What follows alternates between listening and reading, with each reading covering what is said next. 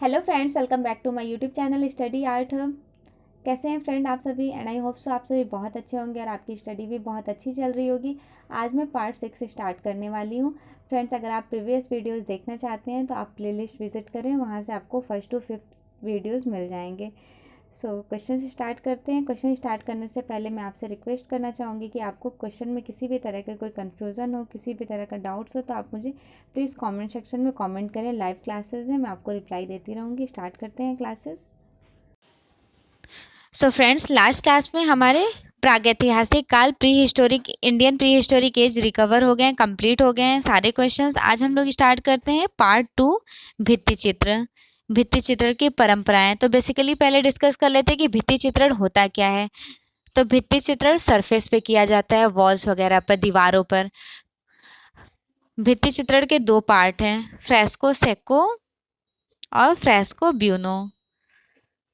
देखिए, पहले fresco buono के बारे में जान लेते हैं। वेट ऑन वेट प्लास्टर, मतलब गीले और गीली सरफेस पे जो काम करते हैं उसे बोलते हैं फ्रेस्को ब्यूनो टेक्निक, जिसे हम एक बार में ही कंप्लीट कर देते हैं। दूसरा है फ्रेस्को सेको टेक्निक।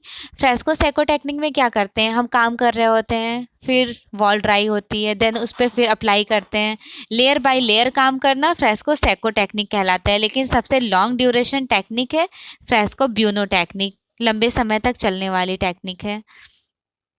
अब ये बात कर लेते हैं कि फ्रेस्को ब्यूनो और फ्रेस्को सेको टेक्निक जो है वो ज़्यादा कहाँ पर काम हुआ है। तो फ्रेस्को ब्यूनो में ज़्यादा यूरोप, इटली में काम हुआ है। 14th सेंचुरी में स्टार्ट हुआ था। हाई रेनेसेंस, पुनरुत्थान काल के आर्टिस्ट ने ये शुरुआत की थी। और दूसरा है कि भारत में सबसे ज़्यादा फ्रेस्को ब्यूनो टेक्निक में कहाँ काम हुआ है, तो जयपुर आरायशी पद्धति, जयपुर बनस्थली यूनिवर्सिटी में काम हुआ है। मुगल एज में, अकबर के टाइम में कलाकार दसावंत थे, दसावंत ने भित्ति चित्र फ्रेस्को ब्यूनो टेक्निक में बनाए हैं। अब बंगाल स्कूल में विनोद बिहारी मुखर्जी ने फ्रेस्को ब्यूनो टेक्निक में अपने भित्ति चित्रण को कंप्लीट किए हैं। अब फाइनली हमारे फ्रेस्को ब्यूनो कंप्लीट हो गया। फ्रेस्को सेको के बारे में बात करेंगे कि फ्रेस्को सेको क्या होता है। तो फ्रेस्को सेको हमने बताया है कि प्लास्टर को लेयर बाय लेयर हम काम कर सकते हैं दीवार पर। फ्रेस्को सेको टेक्निक में भारत में ज़्यादा काम किया गया है। सो फाइनली कंप्लीट हो गया। आप क्वेश्चन सॉल्व करते हैं। भित्ति चित्रण, जिसे म्यूरल कहते हैं इंग्लिश में, किस भाषा से उत्पन्न होती है? म्यूरल, ये भाषा कौन सा है? तो ये अंग्रेजी भाषा है, इंग्लिश लैंग्वेज।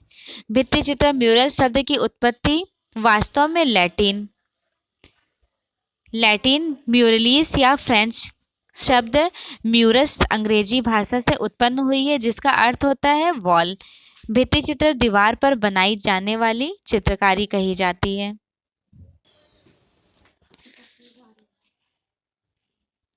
भित्ति चित्र कहाँ मिलते हैं? भित्ति चित्र ज़्यादा बनाए गए हैं भारत में। जो स्टार्टिंग मिले हैं वो खजुराहो में मिले हैं। देखिए, होशंगाबाद प्रागैतिहासिक क्षेत्र है, तो यहाँ पे भित्ति चित्र नहीं बनाए हैं, रॉक पेंटिंग्स बनाई गई है। देवगढ़ मंदिर है। सारनाथ हमारा स्तूप मिला हुआ है। तो इस तरह से अगर हम लोग को क्वेश्चन नहीं भी आ रहा होता है तो एक दूसरे से रिलेट करके हमारा आंसर करेक्ट हो सकता है कि इन तीनों जगह पर भित्ति चित्र नहीं हुई है तो कहाँ हुई है? खजुराहो में हुई है। भित्ति चित्रण किस धरातल पर किया गया है? भित्ति चित्रण का सरफेस बताना है, उसका धरातल क्या है? तो भित्ति चित्रण किया जाता था भित्ति पर, वॉल्स पर। सामान्यतः भित्ति पर किया गया भित्ति चित्रण चित्रण कहलाता है। भित्ति या म्यूरल पेंटिंग चित्रकला तथा आलेखन की यह विधा है जो भवनों व दीवारों, छतों पर अलंकृत करने से संबंध रखता है। सितनवासल बाग तथा मंतानचेरी किस लिए प्रसिद्ध है? देखिए, सितनवासल में भी भित्ति चित्र हुआ है, बाग में भी हुआ है और मंतानचेरी में भी हुआ है। सो हमारा राइट आंसर हो जाएगा भित्ति चित्रण। अब यहाँ थोड़ा डिस्कस कर लेते हैं सितनवासल के बारे में। सितनवासल गुफा की खोज 1934 ईस्वी में प्रोफेसर ध्रुवील ने किए थे। 1934 में प्रोफेसर ध्रुवील ने, और जैन धर्म से संबंधित है सितनवासल। दूसरा है बाघ की गुफा। बाघ की गुफा की खोज हुई है 1818 ईस्वी में डेंजरफील्ड के द्वारा, भागीरथी नदी के किनारे। टोटल यहाँ पर 9 गुफाएं हैं।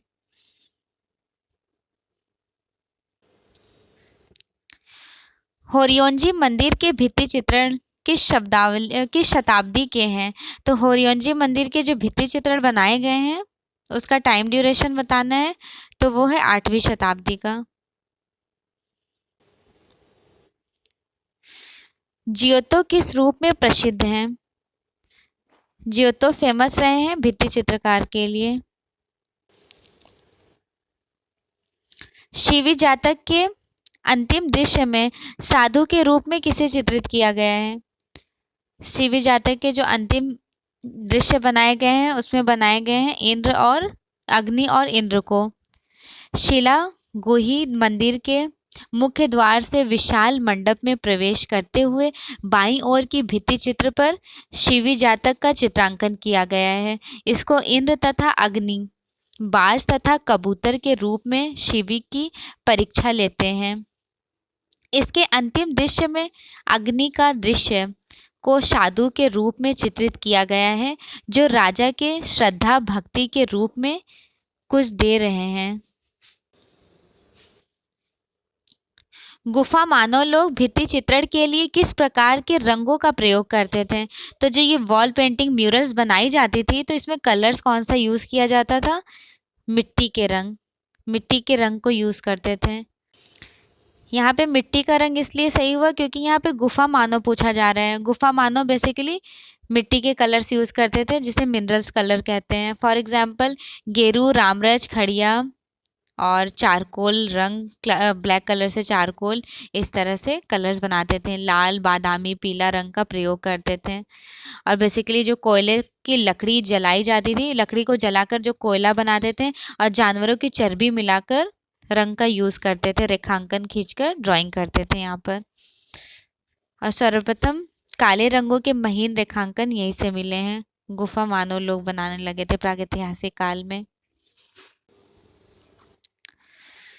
एलोरा की 32वीं गुफा किस नाम से जानी जाती थी? तो 32वीं गुफा के बारे में बताना है, तो 32वीं गुफा का नाम था इंद्रसभा। एलोरा में टोटल 34 गुफाएं हैं। ब्राह्मण, जैन और बौद्ध तीनों धर्म के तीनों धर्म के चित्र यहाँ पे मिलते हैं। बेसिकली एलोरा का टाइम ड्यूरेशन बता लेते हैं कि कितने टाइम ड्यूरेशन का है। तो ये 4वीं से 12वीं शताब्दी का है, 4वीं से 12वीं शताब्दी का। 1983 ईस्वी में इसे यूनेस्को में सम्मिलित किया गया। एलोरा की गुफाएं राष्ट्रकूट काल की है। एलोरा पूरे 9 साल में कंप्लीट हुआ है, बनकर कृष्णा नदी के किनारे है। नदी भी ध्यान रखिएगा, बहुत इंपॉर्टेंट है, नदी पूछ लेता है। कृष्णा नदी के किनारे एलोरा की गुफाएं हैं। और इसका जो उत्खनन हुआ है एलोरा की गुफा का, वो दक्षिण से उत्तर की तरफ इसका उत्खनन हुआ है। एलोरा बौद्ध, जैन, ब्राह्मण तीनों धर्म से संबंधित है। टोटल 34 गुफाएं हैं। और उसके बाद अन्य 2 गुफाएं यहाँ से और मिली थी, इसलिए 36 हो गई थी। 1 से 12 नंबर की जो गुफाएं हैं, 1 to 12 नंबर वो बौद्ध धर्म से संबंधित है। कुल 12 गुफाएं हैं। 1 से 12 नंबर की गुफाओं में पूरे 12 गुफाएं हैं। दक्षिण से उत्खनन इसका हुआ है। 350 से लेकर के 700 इसका टाइम ड्यूरेशन है। अब दूसरी बात कर लेते हैं गुफा नंबर 13 से 29 नंबर तक की गुफा। गुफा नंबर 13 से 29 नंबर तक की गुफा ब्राह्मण धर्म से संबंधित है। पूरे 17 गुफाएं यहाँ पर है। दक्षिण से इसका उत्खनन हुआ है, मध्य की तरफ उत्खनन हुआ है। और ये 8वीं शताब्दी का है, ब्राह्मण वाला। अब थर्ड आ जाता है हमारा 30 से 34 नंबर की गुफा। 30 से 34 नंबर की जो गुफा है वो जैन धर्म से संबंधित है। यहाँ पे कुल 5 गुफाएं मिलती हैं। इसका उत्खनन हुआ है उत्तर की तरफ, ठीक है, उत्तर में उत्खनन हुआ है। 9वीं से 12वीं शताब्दी की है। अब यहाँ पे कुछ मोस्ट इम्पॉर्टेंट गुफाओं के बारे में बात कर लेते हैं जो एग्जाम में बहुत आने के चांसेस हो सकते हैं, क्योंकि देखिए इंद्रसभा तो गुफा नंबर 32 को कहा जाता है। नेक्स्ट है गुफा नंबर 6 अवलोकितेश्वरा। 6 को अवलोकितेश्वरा कहते हैं। 10 को सुतार झोपड़ी, 14 को रावण की खाई, 15 को दशावतार टेम्पल, 16 को कहते हैं कैलाशनाथ मंदिर, 17 को कहते हैं गुफा नंबर 19। गुफा नंबर 19 को कहते हैं सप्तमात्रिक। गुफा नंबर 30 को कहते हैं छोटा कैलाश, 32 को कहते हैं इंद्रसभा, 33 को कहते हैं जगन्नाथ गुफा नंबर 33 को कहते हैं। गुफा नंबर 21 सबसे पहले खोजा गया है, इसे रामेश्वरम कहते हैं। और सबसे अंतिम में कौन सा खोजा गया है? इंद्र सभा खोजा गया है। और गुफा नंबर 31 को कहते हैं रंगमहल। हमने इसलिए ये डिस्कस कर दिया सारी गुफाएं, क्योंकि ज़रूरी नहीं है कि सेम इंद्र सभा ही आ जाए, क्या पता इस बार किसी और गुफा के बारे में पूछ लिया जाए। 32वीं का तो पता है इंद्र सभा कहते हैं, और जो हमने डिस्कस किया वो भी नोट डाउन कीजिएगा, मोस्ट इम्पॉर्टेंट गुफा है। एलोरा की गुफाओं का अन्य नाम क्या है? एलोरा की गुफाओं का अन्य नाम है वेलूर। एलापुर, अचल, वेलूर स्थानीय लोग कहा करते थे, और ज़्यादा फेमस रहा है ये। इसका एलोरा का जो इसका एग्जैक्ट नाम है वो है एलापुर। एलोरा को एलापुर के नाम से जाना जाता था, और स्थानीय लोग एलापुर, अचल, वेलूर कहते थे। वेलूर नाम से भी जाना जाने वाला गुफा कौन सा है? वेलूर नाम से जाना जाने वाली गुफा है एलोरा। एलोरा की गुफाएं किसने बनाई? एलोरा की गुफाएं किस काल की हैं? राष्ट्रकूट काल की। एलोरा की गुफाएं किसने बनाई हैं? एलोरा की गुफाएं राष्ट्रकूट काल की हैं। पूरे 900 वर्ष में एलोरा की गुफाएं कंप्लीट हुई थी, राष्ट्रकूट काल की। महाराष्ट्र औरंगाबाद में स्थित है। एलोरा में इंद्र सभा के नाम से किस गुफा को जाना जाता है? इंद्र सभा के नाम से एलोरा की गुफा नंबर 32 को जाना जाता है। जैन धर्म से संबंधित है इंद्र सभा की गुफाएं। एलोरा में कुल कितनी गुफाएं हैं? तो हमने ये भी डिस्कस किया था। एलोरा में टोटल है 34 गुफाएं। 17 है ब्राह्मण धर्म से संबंधित, और 5 है जैन धर्म से संबंधित, 12 हैं बौद्ध धर्म से संबंधित। ये जो 12 गुफाएं हैं ये 1 से 12 नंबर की गुफाएं हैं। 5 गुफाएं 30 से 34 नंबर की गुफाएं हैं। 17 गुफाएं जो हैं वो 13 से 29 नंबर की गुफाएं हैं। सेम क्वेश्चन यहाँ पर भी, बस टर्म चेंज हो रहे हैं। एलोरा में कितनी गुफाएं मंदिर हैं? तो एलोरा में टोटल कितनी गुफा मंदिर हैं? 34 गुफा मंदिर हैं। ब्राह्मण, जैन और हिंदू धर्म से वो बौद्ध धर्म से संबंधित। एलोरा में गुफाएं और शैलकृत मंदिर है। हिंदू, बौद्ध और जैन तीनों धर्म से संबंधित।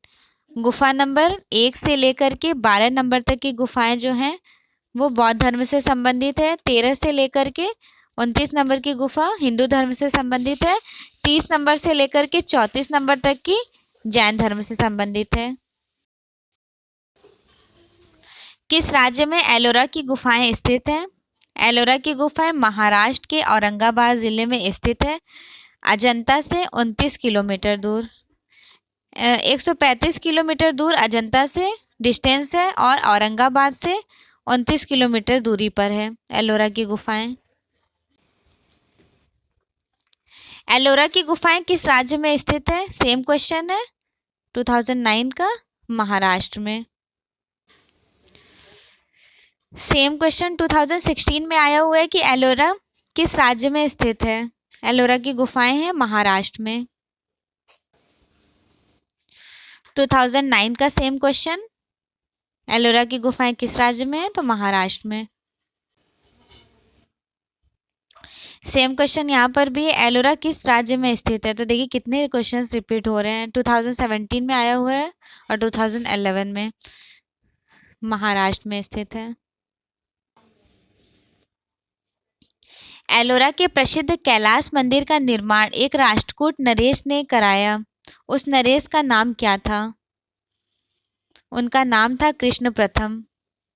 अब थोड़ा सा एलोरा के ये जो गुफा है कैलाशनाथ मंदिर, ये मोस्ट इम्पॉर्टेंट टेम्पल है, इसके बारे में थोड़ा एक्सप्लेन करना चाहूँगी। गुफा संख्या 16 जो है एलोरा का, ये 8वीं शताब्दी की है। इस गुफा को कैलाशनाथ मंदिर के नाम से जाना जाता है। इसका निर्माण कृष्ण प्रथम ने कराया था, और ये राष्ट्रकूट वंश का है, शिव को समर्पित है। तो ये क्वेश्चन आने के चांसेस है कि किसको समर्पित है? तो ये शिव को समर्पित है। शैली कौन सी है? तो शैली है द्रविड़ शैली। नागर, बेसर, द्रविड़ शैली जो 3 शैलियाँ होती हैं, तो ये है द्रविड़ शैली के द्रविड़ शैली का है कैलाशनाथ मंदिर।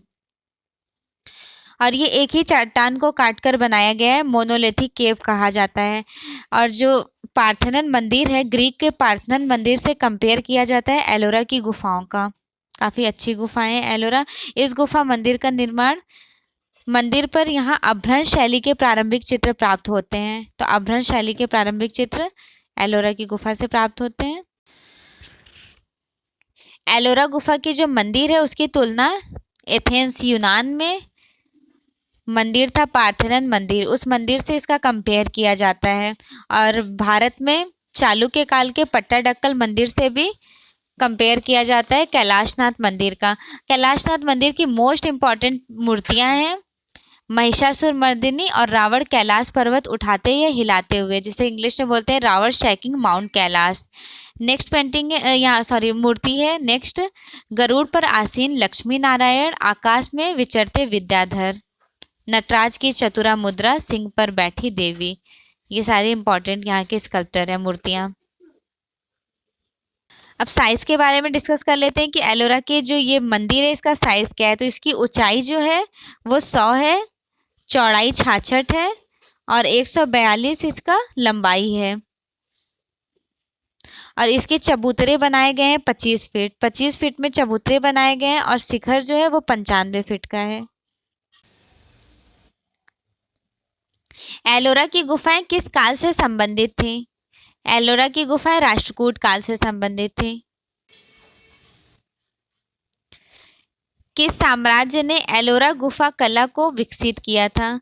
एलोरा गुफा की कला को विकसित किए थे राष्ट्रकूट काल के राजा। एलोरा प्रसिद्ध है। एलोरा क्यों प्रसिद्ध है? तो यहाँ पर सबसे ज़्यादा फेमस मूर्तियां बनाई गई हैं, मूर्तियों के लिए प्रसिद्ध रहा है एलोरा। किस मूर्ति कला में हिंदू कला के उत्तम उदाहरण सुरक्षित हैं? एलोरा की गुफा में कैलाशनाथ मंदिर। एलोरा की प्रसिद्धि का कारण है, एलोरा की प्रसिद्धि का कारण है कैलाशनाथ मंदिर। कैलाश मंदिर किस प्राचीन गुफा में स्थित है? कैलाशनाथ टेम्पल स्थित है एलोरा की गुफा में। कैलाश मंदिर है, कैलाश मंदिर क्या है? तो ये एलोरा की गुफा में है। कैलाश मंदिर है, कैलाशनाथ मंदिर कहाँ पर है? तो ये एलोरा की गुफा में है।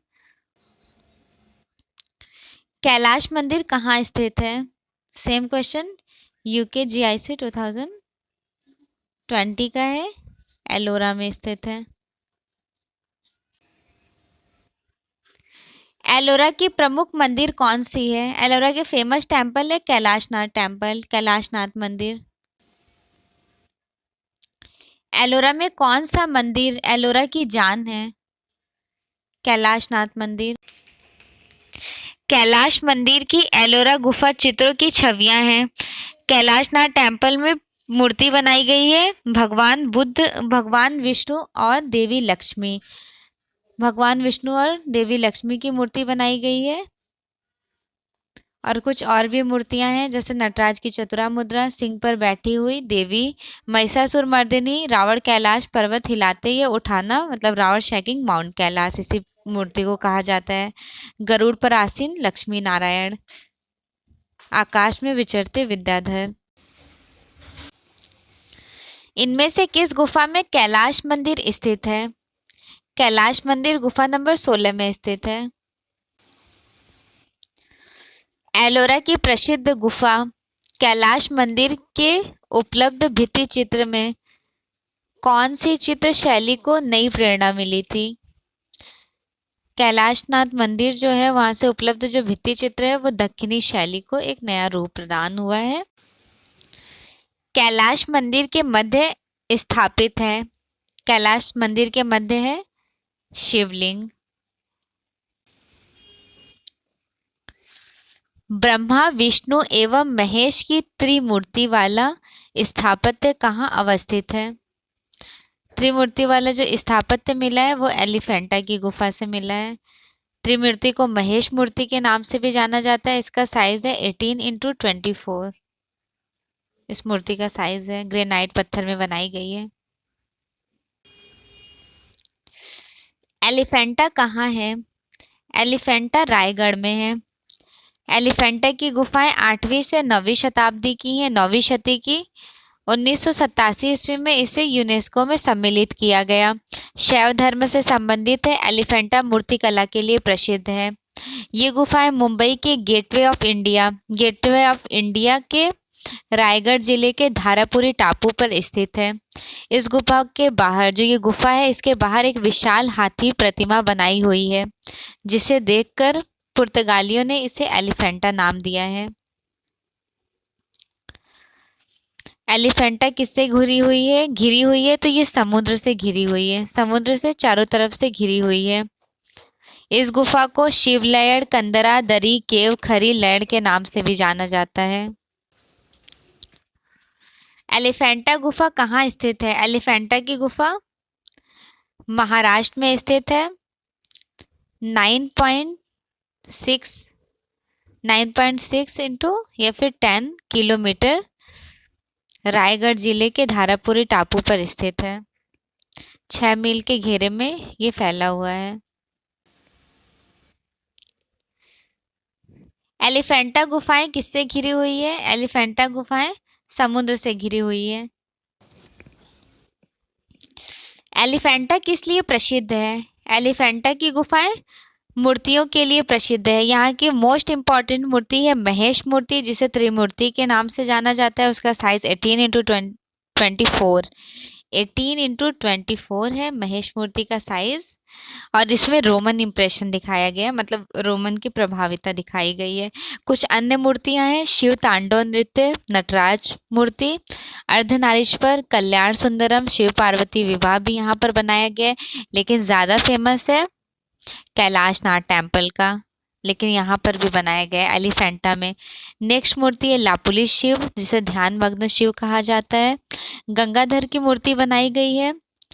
रावण कैलाश पर्वत उठाते या हिलाते हुए यहाँ पर बनाई गई है, लेकिन फेमस रही है कैलाशनाथ टेम्पल की। और रावण अनुग्रह भी बनाया गया है, क्षमा याचना।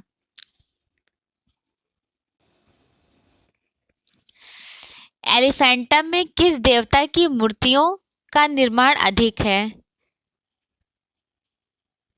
शिव का निर्माण अधिक है।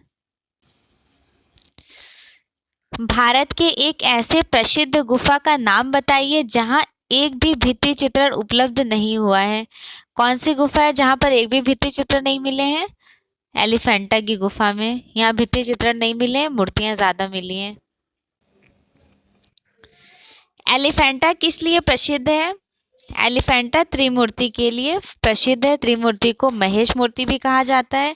18x24 इसका साइज है। ग्रेनाइट चूना पत्थर में बनाया गया है, लाइमस्टोन, ग्रेनाइट लाइमस्टोन में, ठीक है। और रोमन इम्प्रेशन है इस मूर्ति पर। एलिफेंटा जिस टापू पर स्थित है उसे किस नाम से जाना जाता है? धारापुरी टापू पर स्थित है। प्रसिद्ध मूर्ति शिल्प त्रिमूर्ति कहाँ स्थित है? त्रिमूर्ति है एलिफेंटा में। एलिफेंटा गुफाओं महाराष्ट्र को लगभग डैश सदी में बनाया गया है। एलिफेंटा की गुफाओं का एक्चुअल टाइम है 8वीं से 9वीं शताब्दी, 9वीं शती। तो इसके अराउंड में कौन सा टाइम ड्यूरेशन करेक्ट हो सकता है 8वीं से 9वीं के अराउंड? इसके अराउंड में पहला वाला सही हो जाएगा, 5वीं से 8वीं ईस्वी तक। विख्यात महेश मूर्ति, रॉक कट मूर्ति कहाँ है? एलिफेंटा की गुफा में। एलिफेंटा की जो गुफा है वो 8वीं से 9वीं शताब्दी की है, राष्ट्रकूट काल की। एलिफेंटा गुफा में 3 शीर्ष वाले महेश मूर्ति सबसे सर्वश्रेष्ठ हैं। उस मूर्ति को कहा जाता है महेश मूर्ति।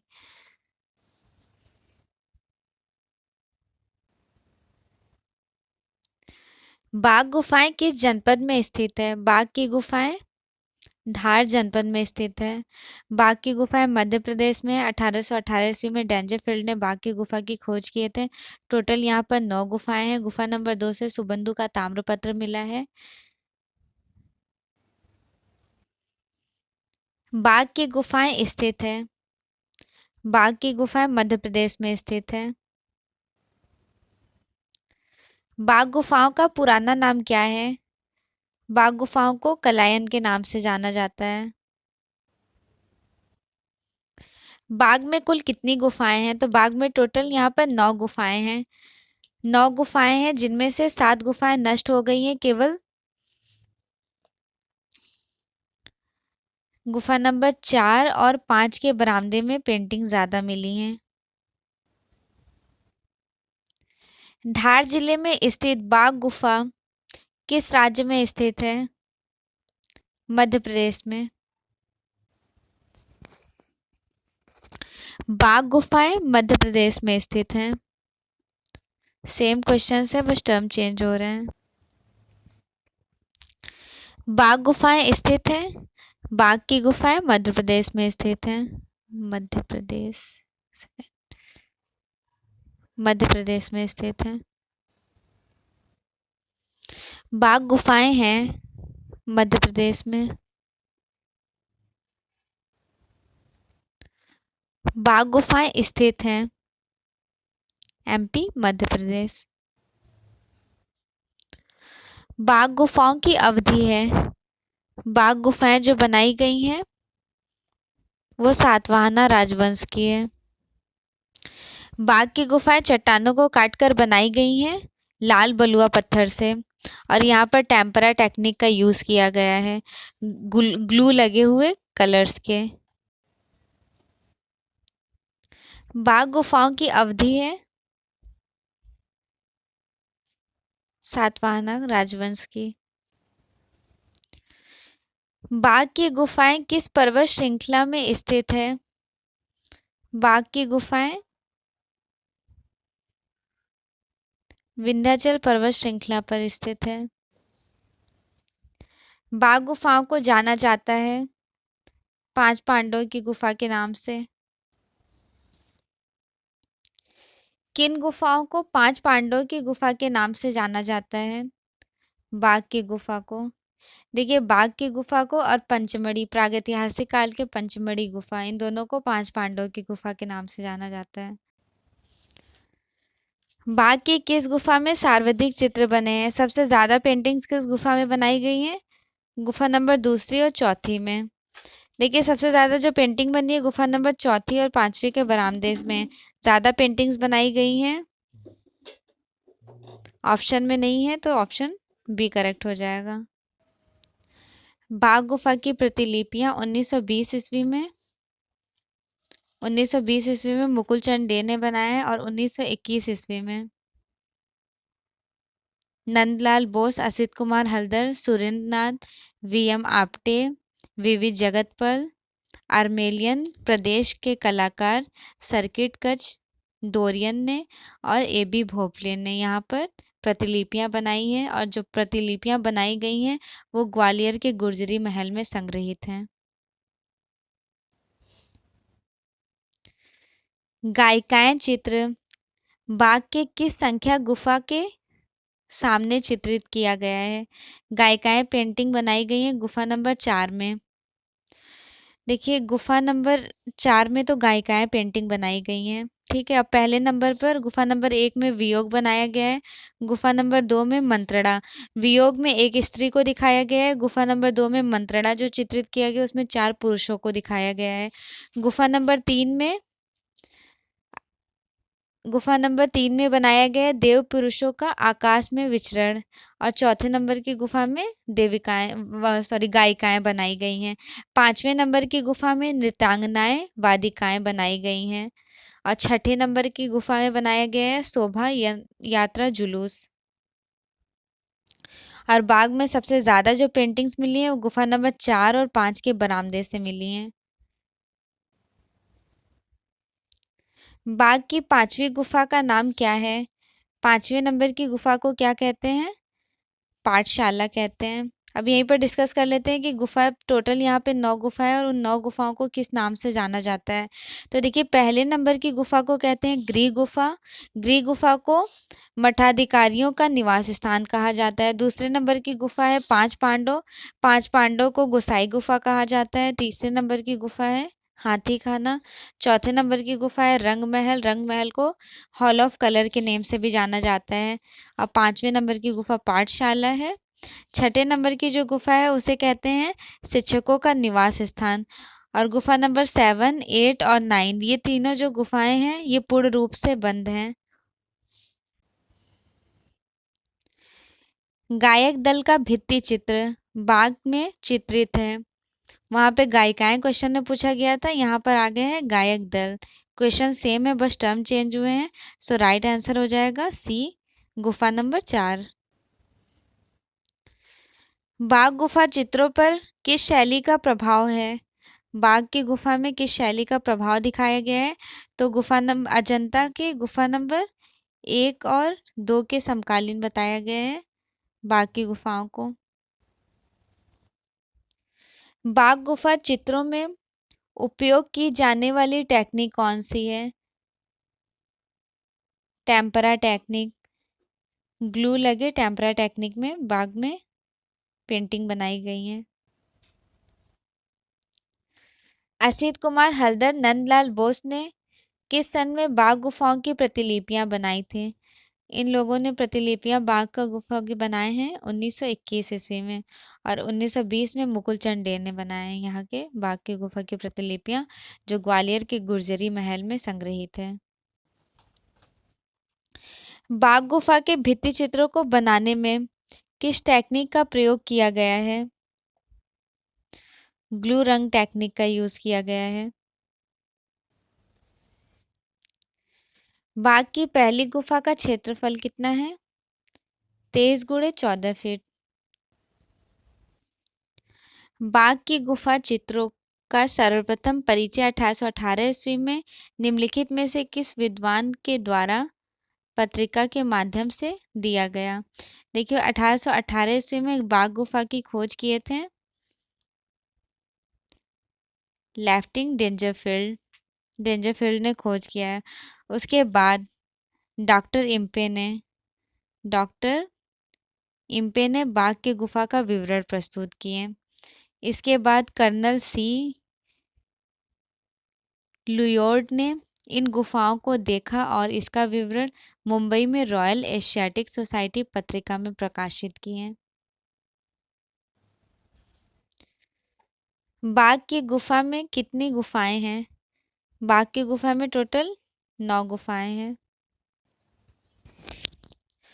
बाघ गुफा में रंग महल किस नंबर की गुफा है? रंग महल चौथे नंबर की गुफा है, जिसे हॉल ऑफ कलर के नाम से भी जाना जाता है। बाघ की किस गुफा को रंग महल के नाम से जाना जाता है? गुफा नंबर 4 को।